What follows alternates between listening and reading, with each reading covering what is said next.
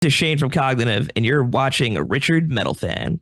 Hey, what's up, guys? Episode 265 of Richard Metal Fan Interviews, calling from Zoom, and I'm here with Shane from the Almighty Cognitive. So, how are you doing today, Shane? The almighty Cognitive. Interesting. I'm doing great, man. How are you?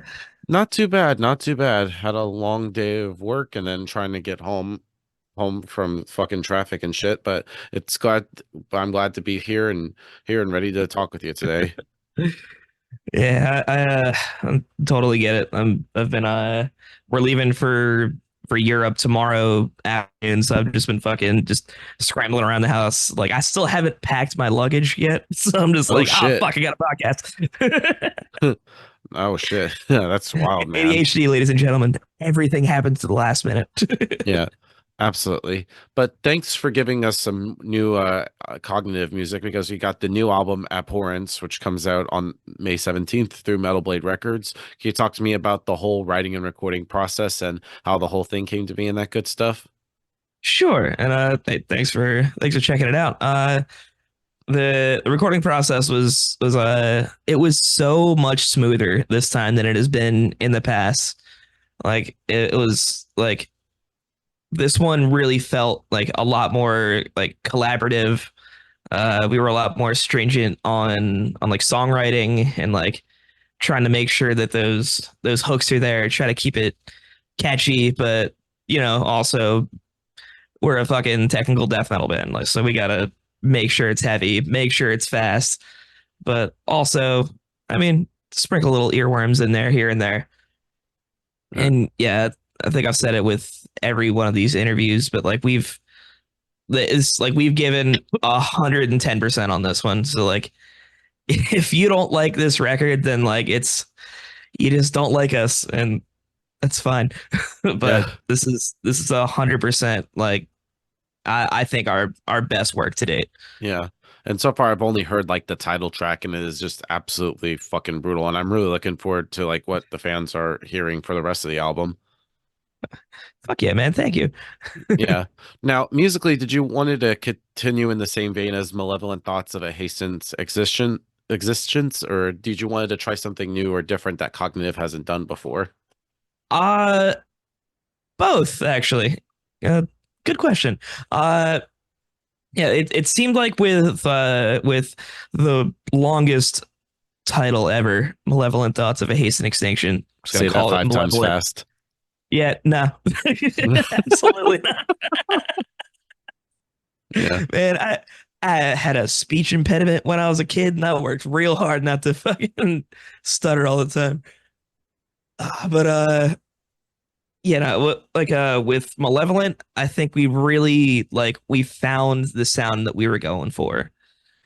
And then with Abhorrence, like we pretty much just tried to really solidify what that formula is, while also like working in like more influences and like more like experimental stuff, like more melodic vocals and like like tastier, like more like tasteful like guitar solos.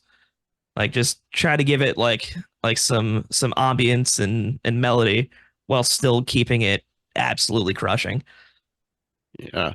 Yeah, and of course, like you've been with the band since 2017. I think you joined right when they were about to start after Deformity before Matricide. So how have you noticed like the band has evolved even like the from the first two albums, even the self-titled and Deformity to Matricide to now Abhorrence? How do you Yeah. feel like the band has like evolved like over the years? Well, I had first started listening to Cognitive when I was a cart pusher at Walmart off and on for like entirely too long. An embarrassing number, I won't say. But I had like I had loved that first record. Like I would always like just listen to it while I was pushing carts. I would go to like the local shows and like it seems very like the production was very raw, so it felt like an honest album. And then Deformity was it seemed like that almost the same record, but played it like 1.5 speed, then the breakdowns were half speed. Like it was just like the it was a lot more dynamic. And then with Matricide, it seemed like there was a like there was two new members introduced right there. It was myself and our former drummer Armin, Yeah. and like we both brought a new kind of style like to the band, and like everybody else, like I felt did like a great job on that record. I was still very like green in like my songwriting and like in my lyrics. Like I was still trying to do like the vocal acrobatics thing, and like I just didn't care for that one all too much in retrospect. But like at the time, I thought that I was the shit for it, and like man got humbled. Yeah. And how did you end up joining Cognitive? Were you like a fan of like the first two albums? And how did you end up getting the gig? And were you kind of like nervous, like replacing like the previous vocalist? Oh yeah. I had filled in for them previously for Cognitive. Like it was like the last like 2 days of a tour. The former vocalist Jarrell like couldn't make the last 2 days for whatever reason it was. It's not important. But like I went and like thought I did pretty well on the tour, but I fucking snore like a bear, so I didn't think that I was ever gonna get a call back. Yeah. Like it's crazy. Like we were all like sleeping in like a pretty like big living room, and then like across the room they're just like, "Yo, who the fuck is that?" And it's like I'm like legitimately like I'm a 5'2" dude. Like I'm a compact human, Yeah. and just fucking yelling in my sleep. Just it's fucking crazy.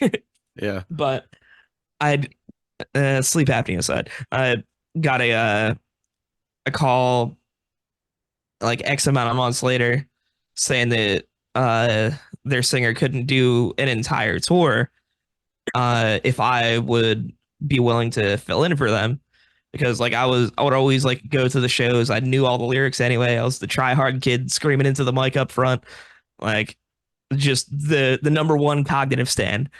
Yeah. And then I I got the call, and then as yeah, Jarrell left the band like after I had confirmed the tour, so that fill in kind of turned into like a fill in slash like tryout. Like it was my first like real tour ever, so it was like, well, let's see how this goes. And I learned a lot about touring. Yeah. And yeah, I pretty much just like filled in and haven't left. Yeah.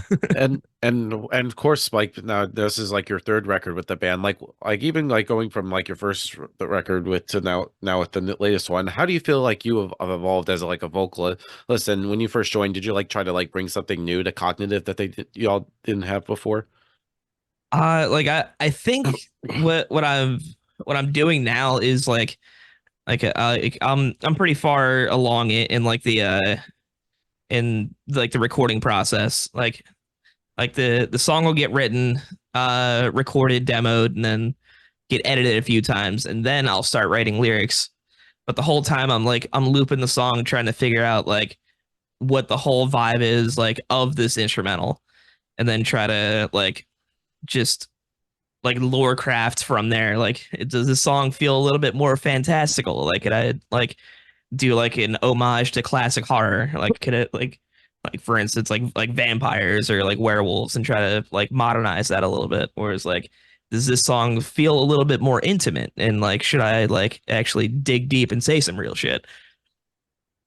And then with as far as like the actual like performances of the song, I try to like dial it back a little bit. Like one thing that I didn't like about Matricide is that I stomped all over those songs. Like I did not let the song breathe. And with the new stuff, I really like try to like step back, let the song carry like a bunch of weight, and then like instead of having it like vocals and instruments, try to bring it all as like one like cohesive package for whoever's listening to it. Yeah, because I feel like every like band's like first album, or if it's like a member's like first album, I always consider it kind of like the like a learning experience, so you can learn like what to do or to not to do with the next album and so on and so forth. Yeah, yeah, that is 100% fair, and Yeah, a lot of times that is the case. yeah, and still talk and going back into the new album Abhorrence, like what would you say like the overall like theme and message is for Abhorrence? It the subject matter is kind of like all over the place. It's like that you'll have songs that like I wrote about like I'll have what am I trying to say here? I don't know, it's just kind of a message of like things are fucked and it's like humanity is definitely capable of some like horrendous shit, but it's also like we got songs like as the light fades, and like I wrote that about my father dying a year ago, and like we've got other songs that I like would base off of like an eldritch monstrosity that's like just consuming and growing to the point where like a fucking entire facility has to get like wiped out. There's like, it's kind of scattershot, honestly, but the whole theme is just kind of just death, coping with it, and like the anger that comes with like losing something, losing someone. Yeah, sort of The like the seven stages of grief. Yeah, like kind of like it I don't know. There's not really like a cohesive like like story. It just kind of it seems like every song is kind of like its own like entity, and it's a collection of just like our like thoughts and feelings and just different vibes. It's the theme is it's a death metal record, Yeah, and yeah, the yeah. Would you? yeah. Yeah, you were saying. No, no, no, I was trailing. All right. Go ahead. And would you say like Borns is like in a way like a concept album in a way? Or do you just like to keep it the concept like kind of separate? Yeah, this one definitely isn't a concept record. I would like to try to do something like more narratively like cohesive on the next record, because like I've always have more fun writing the songs that are fiction, like the songs that have like a beginning, middle, end, have characters, and they have desires, like just actually like writing a story, as opposed to where like it'll be like, oh, I was depressed one time, and here's some shit that I wrote about. Yeah. And talking about like the lyrical process of the album bums are pretty much like the any albums that you've been a part of. Like do you have to put yourself in like a certain mind frame in order to come up with lyrics, or just the lyrics just come like naturally and organically? uh it's more or like I have to really like settle into a like I gotta settle into a mood. I mean, one, I have to find the focus to like sit down and write the thing. And sorry, sit down and write the thing. like it's like that's having some pretty severe ADHD. That's a process in and of itself. But yeah, like I try to like be a little bit more like introspective and like a little bit more like susceptible to like feeling emotion or like being like overwhelmed by something. It's like if I'm trying to write like something, like if I'm trying to like put together like a horror theme, I would want to like kind of like have myself like feel scared so I can write from the perspective of somebody who's fucking terrified, Yeah. if that makes sense.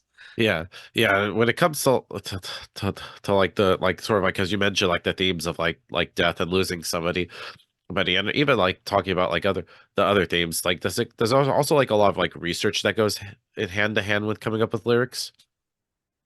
I'm sorry. What was that? That last bit? I lost you for a second. Yeah, when it comes to also with lyrics, is there also like a lot of like research that goes in hand with lyrics? Because like especially with like you mentioned like with like death, talking about like death and then losing somebody and how the world is kind of fucked up. Yeah, it's a little bit of both. Like it's like I always write with like my fucking like dictionary and thesaurus open. Like that way, I'm not saying the same word over and over and over again. But it like I'll also like if I find like a topic interesting, I'll try to like if I'm trying to write a like about like a fictional serial killer, like I'm gonna watch some true crime to fucking try to absorb like some real like depraved shit. Or like if if I'm like writing something a little bit more like heartfelt, it wouldn't really be more like research, but I would like go back and like read like conversations that I've had with this person that I'm trying to like eulogize or like if yeah, I think that's a good way to put it. Like All right. that would be research, I guess. Yeah. Yeah. And then I kind of want to turn back the time a little bit because even though you weren't on the album, but this year does also mark 10 years of the first self-titled Cognitive album. And I know we have the new album coming out soon, but is there a Yeah. chance we could get a celebration of the self-titled somehow? Maybe throw in some deep cuts in the live set? Ooh, see, I forgot that that was a thing, and I would very much like to. That's hmm, interesting. Yes, I would. I'm gonna try to push to bring back some old classics. Like if we could start playing Regurgitated Existence again live, like that would be super fucking fun. Yeah, that's like And one of my favorite Cognitive songs. that was the song that got me into Cognitive, like 1,000%. Yeah. Like both like this is the first song that I've heard by them, and it's like I love this shit. And like that guest spot that's in there, that's the song that I used to like do live with the band before I was there. So it got me into Cognitive in two different ways. Yeah. And then talking about like live shows because I've yet to see Cognitive live and I really want to, but I've seen like live videos of y'all and you all just sound just as tight as you do on the albums lot live as you do on the CD. So is there like a similar kind of like mind frame as to like recording versus playing live, or they're kind of like completely separate? Yeah, there's definitely a through line. I think that we are more of a live band first. So I really think that like that when the guys are like writing like the actual songs, it's for a live audience 100%. Like it needs to sound good on the record for sure, but the real party's at the live show, and man, you gotta come out, man. It's gonna be sick. Yeah, definitely. If y'all come through Atlanta, I'm there. Oh yeah, I got you. We've played Masquerade numerous times. We'll be in touch for sure. Like I would love to see you come out to a show. Fuck yeah, I'm there, man. And then the final question I want to ask is coming from New Jersey, where the band is based out of. I feel like there's the New Jersey metal scene has a lot of diverse bands from like you guys, from God Forbid, Bid to Il Nino, like so many great bands that that's just from there. So how is like the music scene over in New Jersey, Z? Or did you feel like you wanted to more Cognitive to like get outside of your hometown and like play in front of like different places? Well, like the Jersey scene has always been like it's always been like so like alive and so like willing to experiment. It's like there's so many like there's so many bands here that are just all trying to fucking grind and get to the top, and man, I respect every single one of them.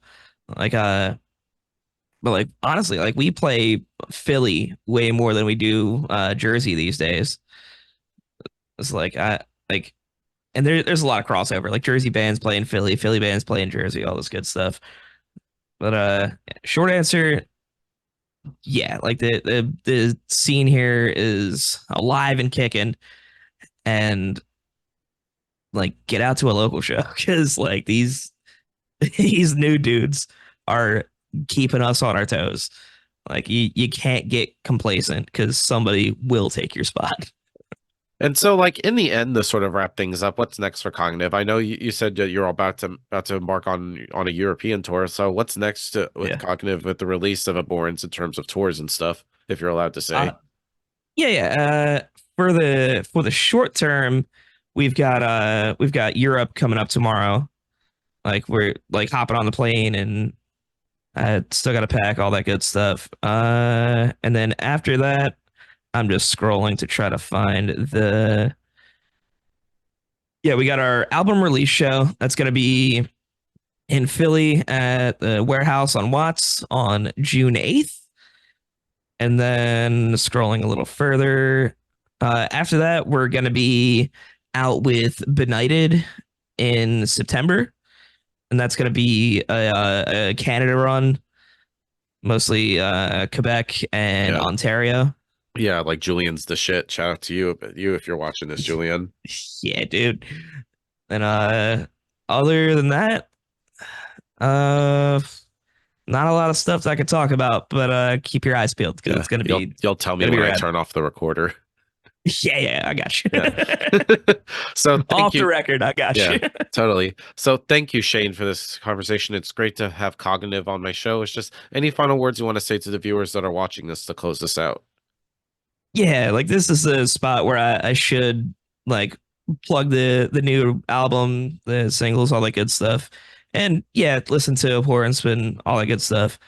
But I just want to encourage people listening to this to fucking go do cool shit. Like create cool stuff. Like just do the thing. Whatever it is you're like passionate about, just go out there and at least like make an attempt at it because I didn't think a fucking dude like me would be in any sort of position for people to care about what I have to say, let alone like listen to the music that like me and my crew create. And it's such a cliche and I'm such an asshole for it. But like if some poor fuck from New Jersey like me can do this, then whatever that stupid thing is that you're thinking of doing all the time, go do it. You're gonna be a wild success at it. Right. So everybody, Shane Yost from Cognitive. We'll see you next time.